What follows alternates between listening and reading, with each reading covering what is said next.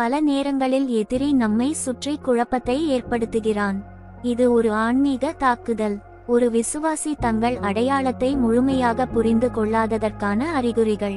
அவர்கள் தொடர்ந்து தங்கள் இரட்சிப்பை கேள்விக்குள்ளாக்குகிறார்கள். பேய் பிசாசை பார்த்து பயப்படுகிறார்கள்.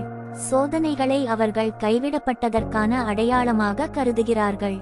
அவர்களிடம் பரிசுத்த ஆவி இருப்பதை மறந்துவிடுகிறார்கள். கடவுள் அவர்களுக்கு அருகில் இருக்க விரும்பவில்லை என்று நினைக்கிறார்கள். அவர்களின் கடந்த காலத்தை நினைத்து கொண்டு வாழ்கிறார்கள்.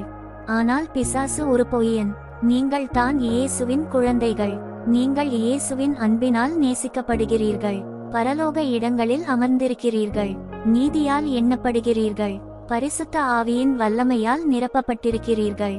மேலும் உலகத்தில் உள்ள ஒரு வெற்றியாளரை விட நீங்க மிக பெரிய வெற்றியாளன். எனவே கர்த்தருக்குள் எப்போதும் சந்தோஷமா இருங்கள். இனிமேல் சாத்தான் கொண்டு வரும் குழப்பங்களை பார்த்து சோர்ந்து போக மாட்டீங்கன்னா ஆமென் சொல்லுங்க. God bless you all.